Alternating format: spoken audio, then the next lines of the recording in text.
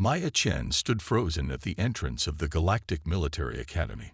Tall, gleaming towers reached toward the three moons visible in the purple sky of planet Nexus. Her heart beat fast as she clutched her acceptance letter. She was the first human ever to walk through these doors. "Move aside, Earthling," growled a voice behind her. A massive Drajan cadet pushed past, his scaled skin glinting in the sunlight. He stood 2 heads taller than Maya, and had arms thick as tree trunks. Maya took a deep breath and stepped inside the grand hall. Hundreds of alien cadets from across the galaxy filled the space. Some floated above the ground. Others had multiple limbs or glowing eyes. All of them stared at the small human who dared enter their elite academy. "Is that a human?" whispered a jellyfish-like creature to its companion. "Must be some kind of joke," replied its friend, not bothering to lower its voice. "Humans can barely travel beyond their own moon. What's it doing here?" Maya kept her eyes forward as she walked to the registration desk. She had trained for this moment her whole life. Earth had only joined the Galactic Coalition 5 years ago. Most alien species still saw humans as primitive newcomers, barely more advanced than animals. "Cadet Maya Chen, Earth," she said to the 4-armed registrar. The alien looked up with all 3 of its eyes and made a sound like laughter. "Oh yes, the special admission case." It handed her a room assignment. "Try not to get yourself killed in the first week, human." Maya found her quarters in the East Wing. The door slid open to reveal a 6-limbed purple alien arranging items on one side of the room.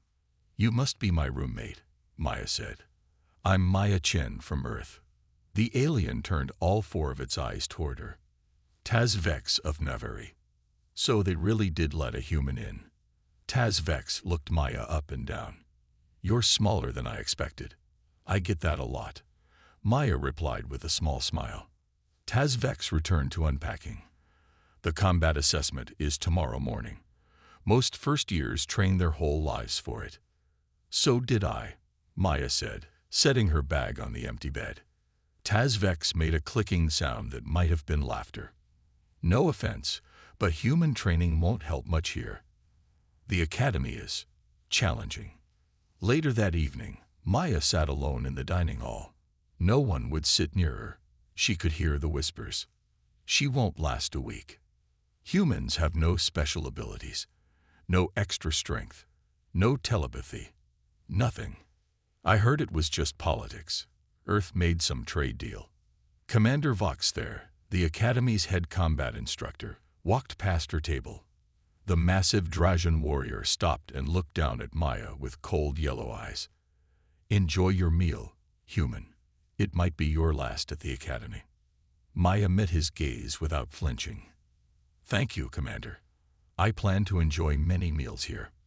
Vox there's lips curled back, showing sharp teeth. "We shall see."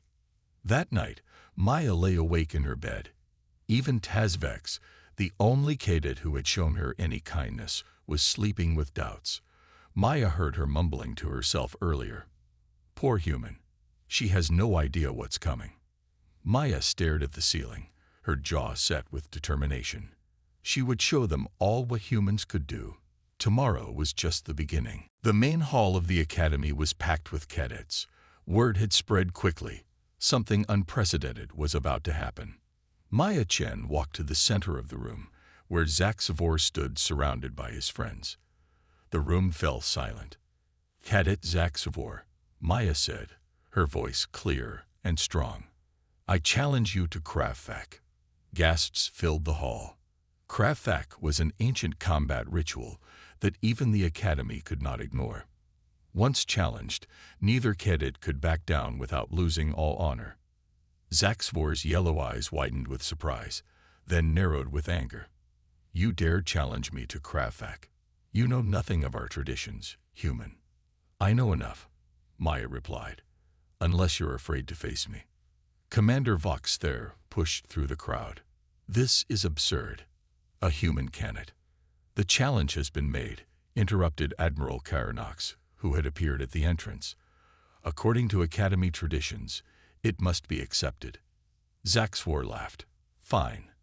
I accept. Tomorrow at dawn in the combat arena. He looked down at Maya. Prepare for humiliation, human. That night, Tazvex paced nervously around their room. Kravthak is dangerous, Maya. Zaxvor has trained in Drajan combat since childhood. He's twice your size and 3 times your strength. I know, Maya said calmly, but he's predictable. All Drajans are. The next morning, the entire academy gathered around the combat arena. No one wanted to miss seeing the human get defeated. Admiral Karanox explained the rules. Kravthak has 3 rounds. First with weapons, second with bare hands, third with endurance. Victory comes from winning 2 rounds or when one competitor cannot continue. Maya and Zaxvor stepped into the arena. For the weapons round, Zaxvor chose a traditional Drajan energy staff. Maya selected a simple metal rod. Begin, shouted Admiral Karanox. Zaxvor attacked with powerful swings, each blow strong enough to break bones. Maya didn't try to block. Instead, she dodged using quick Navari movements, staying just out of reach. Stand and fight. Zaxvor growled, growing frustrated. Maya continued avoiding his attacks, waiting for what she knew would happen. After 5 minutes of constant offensive moves, Zaxvor's movements slowed slightly. Drajans weren't built for extended combat. That's when Maya struck, using a combination of Solvari precision and Navari speed. Her rod hit 3 pressure points in quick succession. Zaxvor's energy staff clattered to the ground. Round 1 to Cadet Chen, announced Admiral Karanox. The crowd fell silent in shock. Commander Voxther's face darkened with rage. For the second round, Zaxvor attacked with renewed fury. His massive fists connected with Maya's shoulder, sending her flying across the arena. The crowd cheered. Maya stood up slowly, tasting blood in her mouth. Zaxvor charged again, but this time Maya was ready. She used his momentum against him, a human martial arts technique no alien would expect. The fight continued, with Zaxvor landing powerful blows, while Maya struck with precision at vulnerable points. Eventually, Zaxvor's superior strength won out. Round 2 to Cadet Zaxvor, called Admiral Karanox. The final round was the endurance test. Both cadets had to hold weighted bars extended from their bodies. Whoever dropped first would lose. Zaxvor smiled confidently. He was injured but still strong. The human looked exhausted. As the weights were attached, Maya closed her eyes and remembered Earth. Humans had evolved as persistence hunters, able to continue long after stronger animals gave up. Minutes passed. Both cadets trembled with effort. Sweat poured down Zaxvor's scales. To everyone's amazement, Maya's breathing remained steady. After 20 minutes, Zaxvor's arms began to drop. 30 seconds later, his weights hit the ground. The arena exploded with voices as Maya Chen, the human cadet, won Kravthak. 1 week after the Regelian trials, the academy was still buzzing with debate about Maya's performance. Some called it cheating, others called it brilliant. The academy council had been meeting for days to decide what to do. Finally, an announcement came. All cadets were to report to the main hall immediately. Maya entered the packed hall with Tazvex, Dren, and the other cadets who had helped her during the trial. They had become a close group, eating together and training together. Admiral Karanox stood on the central platform with Commander Voxther and other academy officials. The admiral's face revealed nothing as he began to speak. After much discussion, the Academy Council has reached a decision regarding Cadet Chen's Regelian trial. The room fell silent. Maya stood straight, ready to accept whatever came. Tomorrow, Cadet Chen will face one final test, a comprehensive combat assessment designed by Commander Voxther. She will enter the simulation chamber alone. Maya met Commander Voxther's eyes. The Drajan's face showed grim satisfaction. One last chance to prove humans didn't belong. I accept, Maya said simply. The next day, Maya entered the simulation chamber alone. Through the viewing window, She could see Admiral Karanox, Commander Vox there, and hundreds of cadets watching. "Begin program," ordered Commander Vox there. The simulation created a battlefield unlike anything Maya had seen before. Enemies from every known species attacked from all directions using advanced weapons and tactics. Maya moved without hesitation. She flowed like water between the attackers, combining techniques from a dozen different fighting styles. When Drajan warriors charged, she used Solvari evasion tactics. When Navari attackers surrounded her, she countered with Telsarian defensive moves. For 15 incredible minutes, Maya danced through the battlefield, adapting constantly to each new threat. When the simulation finally ended, the score flashed on the screen. Maya had achieved the highest combat rating in 50 years. The viewing room erupted in cheers. Even Commander Vox there looked stunned. Admiral Karanox stepped forward. "What you have witnessed today is humanity's true strength. Not superior physical abilities or advanced technology, but unprecedented adaptability." He showed the crowd a detailed analysis of Maya's combat patterns. "Our most advanced combat prediction algorithms failed because Cadet Chen's hybrid approach has never been seen before. She combines techniques in ways our systems cannot predict." Maya stood tall as Admiral Karanox continued. "I must now share a truth with you all. Humans weren't excluded from the Academy because they were inferior. They were excluded because certain factions feared their potential." He looked directly at Commander Vox there. "Some believe humans would be too unpredictable, too adaptive, too dangerous to train." Commander Vox there stepped forward, surprising everyone. "I was wrong about you, Cadet Chen." His admission clearly cost him great effort. "Your species brings something new to the coalition." 6 months later, Maya stood before a new class of cadets. Her uniform now carried the insignia of an instructor, the first human combat instructor in Academy history. "Welcome to Adaptive Combat Techniques," she said to the class, which included 5 human cadets.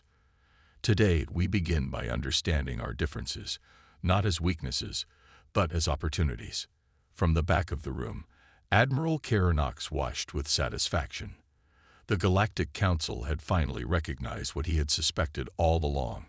Humanity's unique capabilities would change the coalition forever.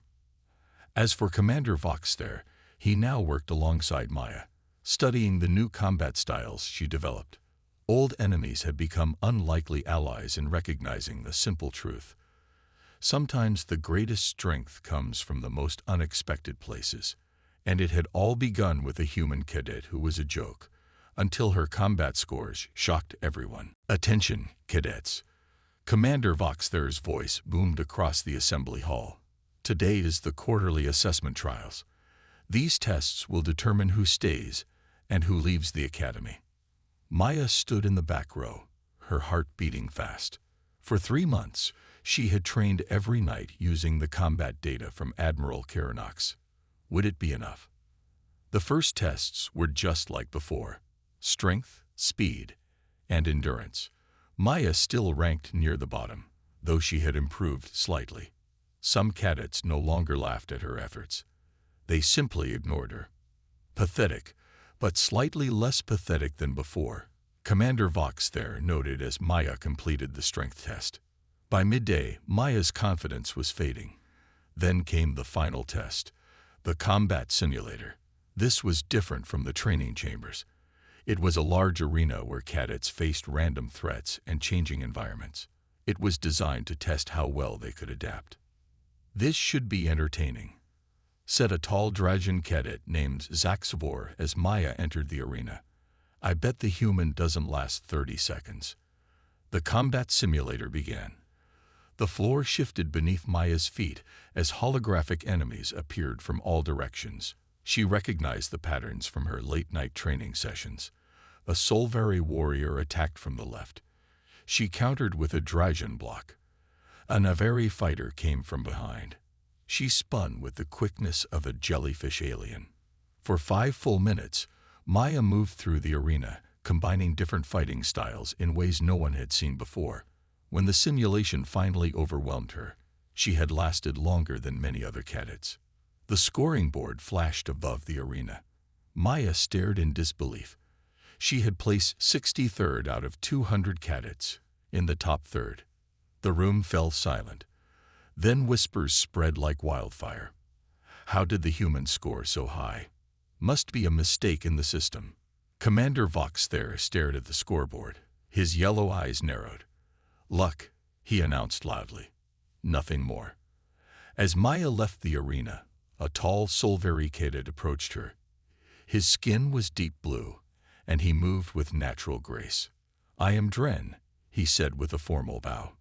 Your combat style is unusual, not traditional, but effective. Thank you, Maya replied, surprised by the friendly gesture. Perhaps we could train together sometime, Dren suggested. My people value honor and skill, regardless of species.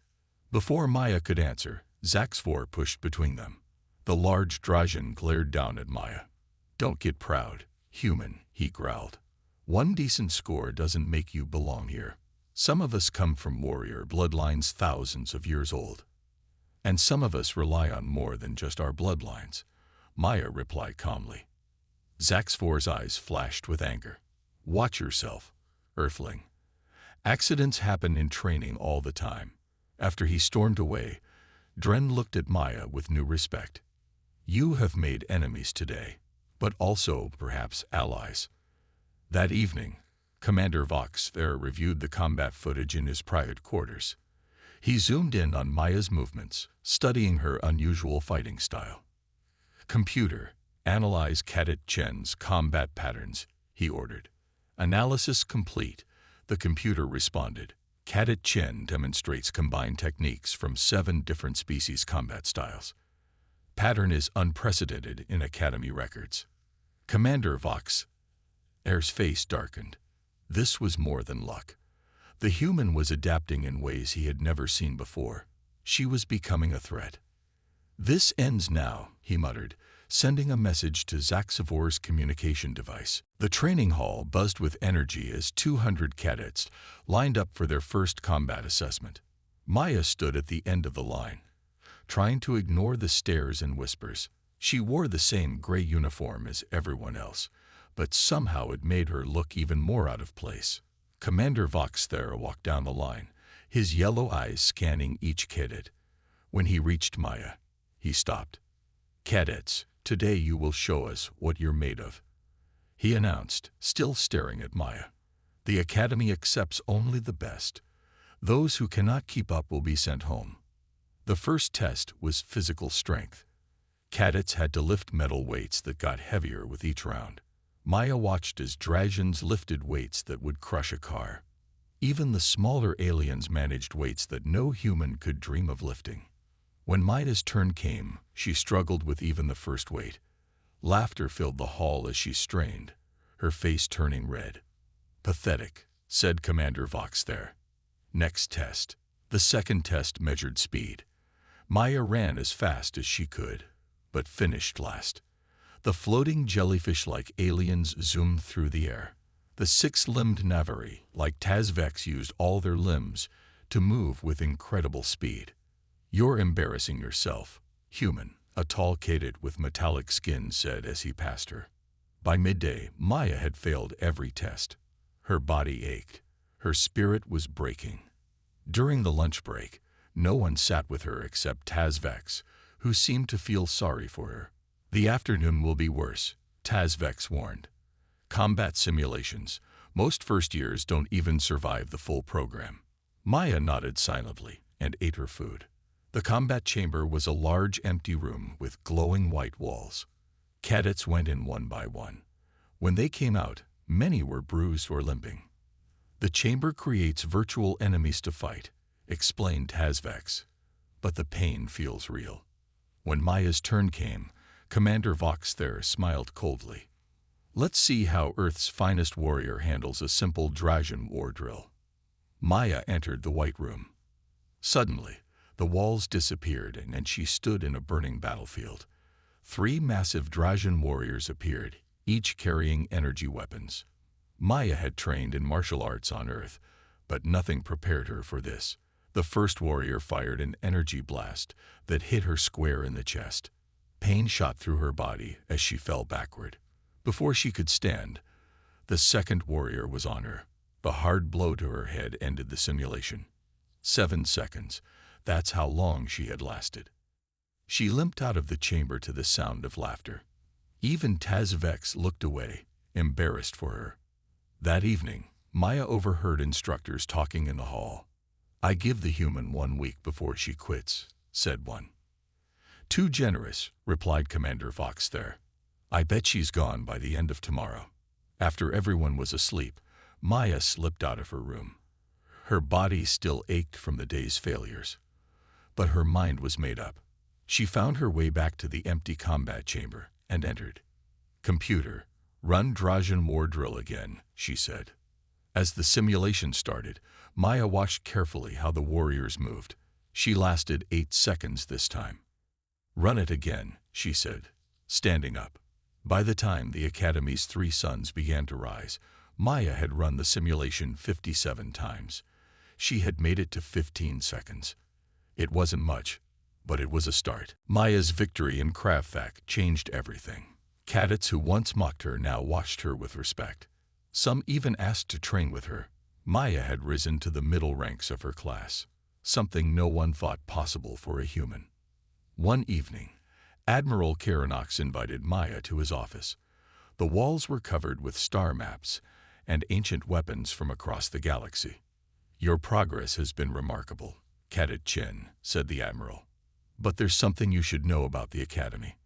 He activated a holographic display showing various alien species and technology. "The Academy doesn't just train military leaders," he explained. "It identifies which species deserve access to advanced coalition technology." Maya stared at the display. "And humans haven't been considered worthy." "Correct. The Coalition Council believes humans are too aggressive and unpredictable. They fear what might happen if Earth gained access to our most powerful weapons." Admiral Karanox showed her another display, this one showing Maya's combat data. "Your performance has created a problem. Some council members now argue that humans have unique military value. Others say these same abilities make humans too dangerous to trust." Maya thought about this. "So my success here isn't just about me staying at the Academy. It's about humanity's future in the Coalition," the Admiral confirmed. "And not everyone is happy about it." The next morning, Commander Vox there made an announcement that sent a chill through the Academy. "Attention all cadets. In 2 weeks, you will face the Rigelian trials." Nervous whispers spread through the room. The Rigelian trials were infamous, a combat gauntlet so difficult that some cadets didn't survive. It was usually reserved for final-year students. "This is unusual," whispered Tazvex to Maya. "First-year cadets rarely take the Rigelian trials." "They're trying to get rid of me," Maya realized. "This is their last chance." After the announcement, Maya noticed Commander Vox there and several other instructors huddled together, glancing in her direction. That night, Dren the Solveri found Maya in the training room. "I've learned something you should know," he said quietly. "Commander Vox there is designing your Rigelian trial personally. It will target every human weakness." "How bad will it be?" Maya asked. Dren's blue face grew serious. "It's designed to be impossible. Strength requirements beyond human capability. Environments lethal to human physiology. Technology Earth hasn't developed yet." Maya felt her stomach tighten. "Thanks for telling me." After Dren left, Maya sat alone, thinking. She couldn't outmuscle the aliens. She couldn't breathe toxic air. She couldn't operate technology she'd never seen. But humans had something else, something the Academy had overlooked. The next day, Maya approached Tazvex in the dining hall. "I need your help with something." "Of course," Tazvex replied. "What do you need?" "Not just you," Maya said. "I need to talk to Dren and a few others too." Over the next week, Maya met secretly with a small group of cadets from different species. Each brought unique abilities and knowledge. "What you're suggesting has never been done in the Rigelian trials," said one cadet with crystalline skin. "That's the point," Maya replied. "They expect me to fight like them, but I'm going to fight like a human." When Commander Vox there saw Maya studying harder than ever, he smiled to himself. The human still didn't understand. No amount of preparation could help her survive what he had planned. The day of the Rigelian trials arrived. Hundreds of senior officers and academy officials gathered to watch. Maya stood at the entrance to the enormous trial arena, trying to stay calm. "Cadet Chen," Commander Vox there announced with a cold smile. "You will enter first."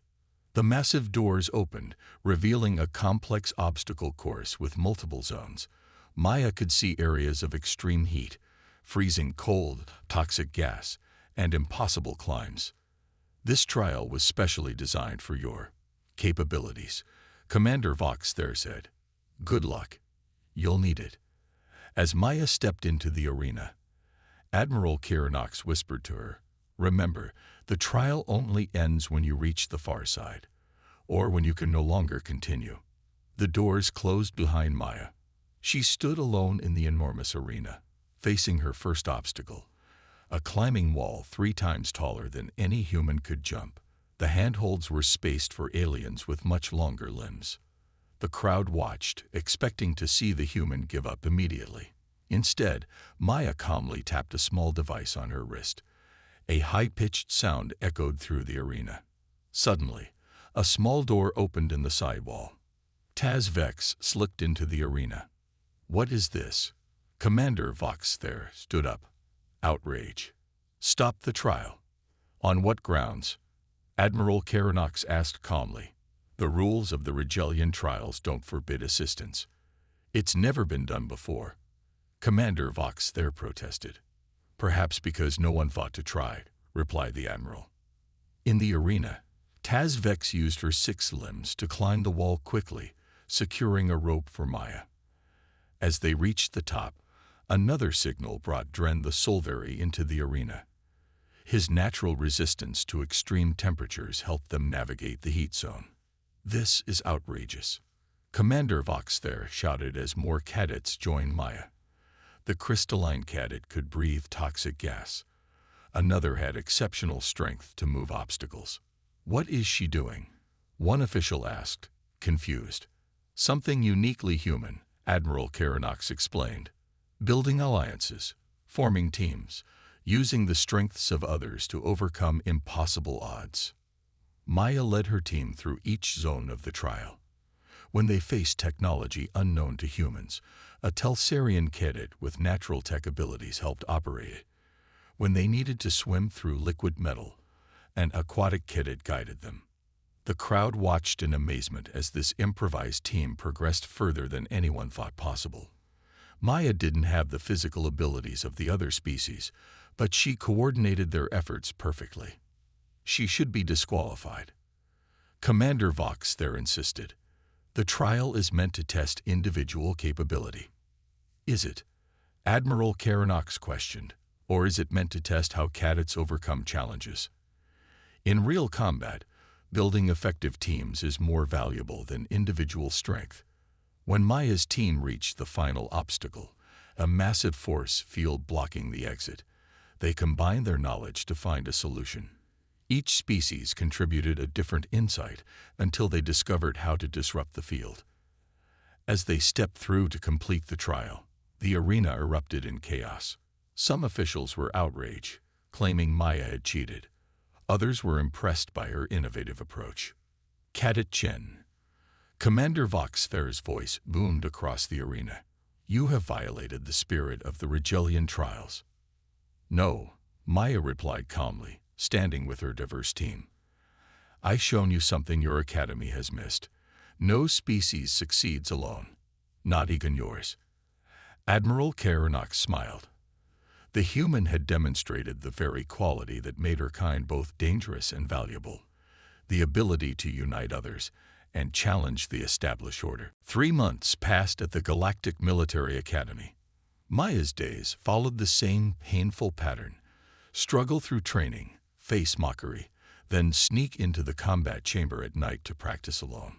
Tonight, Maya dragged her tired body to the empty combat chamber again.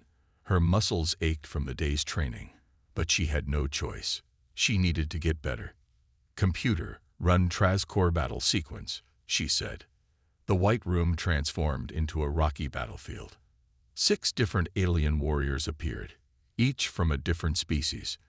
In real battles, galactic armies often fought together, so cadets had to learn to fight against many different enemies at once. Maya studied each enemy carefully.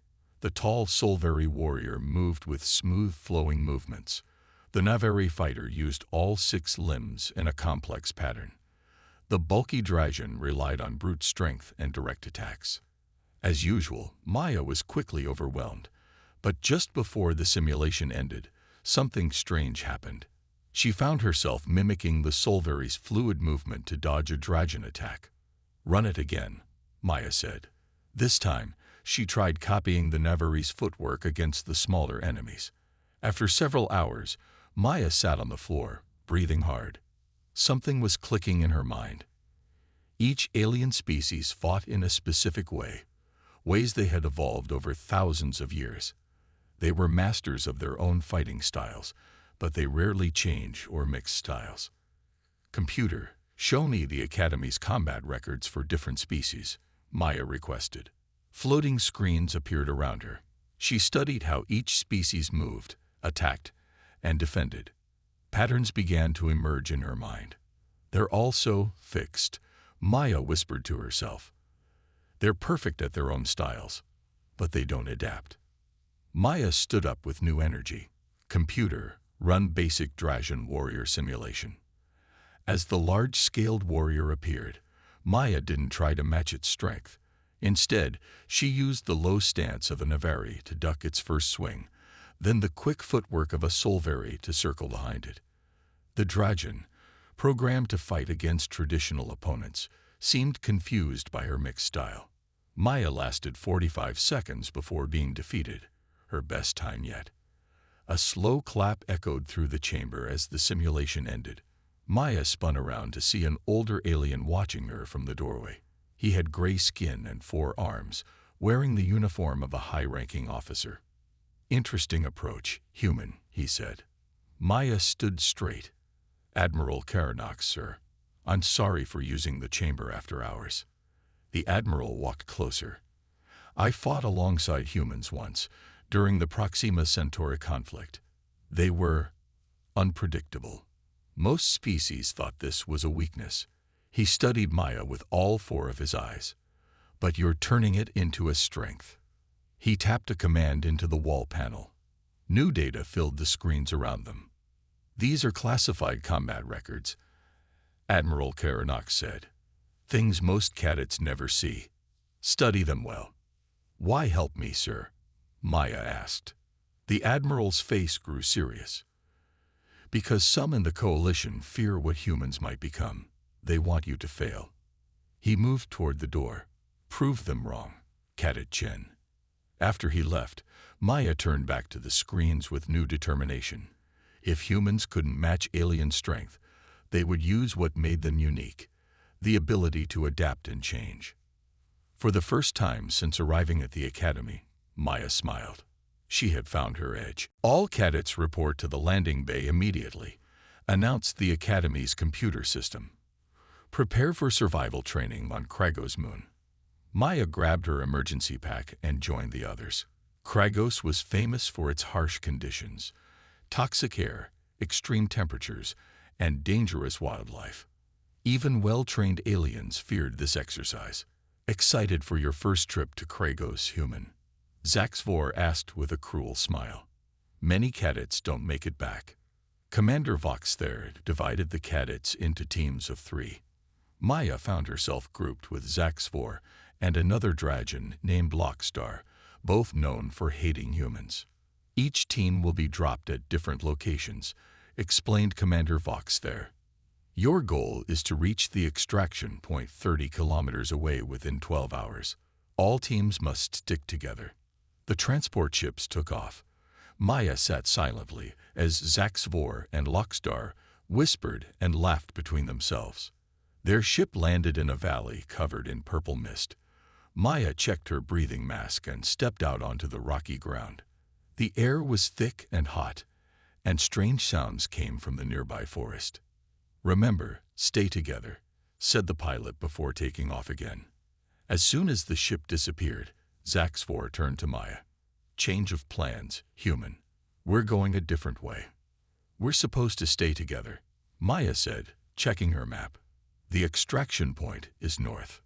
"You go north then," Lockstar laughed. "We're going east." Maya hesitated. Something wasn't right. She checked her equipment and discovered her emergency beacon had been damaged. If she got lost or hurt, no one would find her. "Fine," she said, pretending to give in. "We'll go east." They hiked for 2 hours through rough terrain. Then, at the edge of a toxic swamp, Zaxfor suddenly stopped. "This is where we split up, human," he said, pushing Maya toward the swamp. "This area is highly poisonous to your kind. Your protection suit won't last long here." Before Maya could react, Lockstar grabbed her pack and threw it into the swamp. Her water, food, and navigation tools sank into the purple ooze. "The extraction point is still 25 kilometers that way," Zaxfor pointed across the swamp. "Good luck surviving." The two Dragons ran off, leaving Maya alone in the most dangerous part of Kragos. Maya checked her suit's protection level. It would only filter the toxic air for 6 hours. She needed to travel 25 kilometers, and her emergency beacon was broken.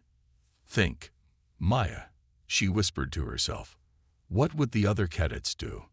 A Dragon would try to power through directly.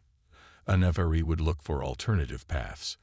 A Solvari would conserve energy and plan carefully. Maya smiled. She would do all three. First, she studied the stars for navigation. Then she found a path around the swamp that would save her strength. Finally, she set a steady pace that she could maintain for hours. As Kragos's twin suns beat down, Maya kept moving. Her water was gone. Her suit filters were failing, but she refused to stop. This was no longer about passing a test. It was about survival.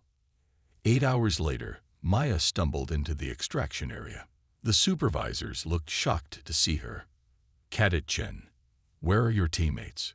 one asked. "They abandoned me in the toxic region," Maya said, her voice hoarse. "I have evidence." She showed them the recording device hidden in her collar, a precaution Taz Vex had suggested after the airlock incident. The supervisors looked uncomfortable. "We'll review this," one said. But when Maya presented her evidence to Academy officials later, their response stunned her. "If humans are truly worthy of the Academy," said the head official, "they should be able to handle such challenges without complaining." That night, Maya made a decision. If the system was rigged against her, she would beat it at its own game. Maya's combat scores had changed things at the Academy. Some cadets now nodded to her in the hallways. Dren and a few others even sat with her at meals. But Maya could feel hostile eyes watching her too, especially from Zaxfor and his friends. One morning in the weapons training room, Maya picked up her practice blaster. When she fired at the target, the weapon exploded in her hands. The blast threw her backward, burning her fingers. "How unfortunate," Zaxfor said, watching from nearby. "Human equipment is so fragile." The next day, Maya's breathing mask failed during underwater training. If Taz hadn't noticed her struggling, Maya would have drowned. "These aren't accidents," Taz said as they sat in their room that evening.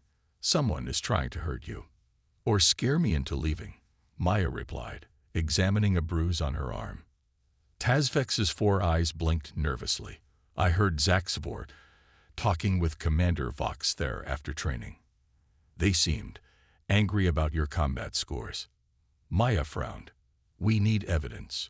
No one will believe us otherwise." For the next week, Maya and Taz took turns watching for sabotage. They discovered hidden cameras in their room and training equipment that had been tampered with. Meanwhile, Maya continued her secret night training. She had discovered something new about humans, something the aliens didn't understand. "Computer, run endurance test alpha," Maya said in the empty training room. The simulation created a simple track with hurdles and obstacles. Maya began running, pacing herself carefully. 1 hour passed. Then 2. Her body ached, but she kept going. Most Academy species evolve for short bursts of power, she said to herself between breaths. Humans evolved to keep going.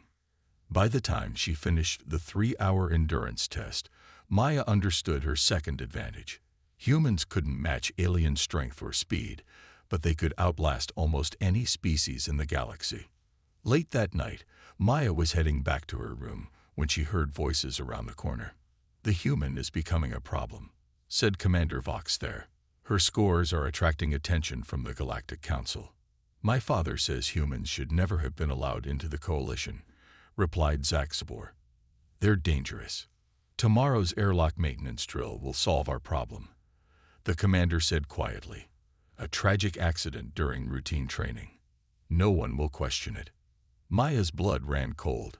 She slipped away silently and rushed back to her room. "They're planning something for tomorrow," she told Tazvex. "The airlock drill." "That's extremely dangerous," Tazvex said, all 4 eyes wide with worry. "Even with safety protocols, one mistake could kill me," Maya finished. "I need to be ready." The next morning, Maya approached the airlock training area with caution. She noticed Zaxivor watching her with a small smile. "Today's drill is simple," announced Commander Vox there.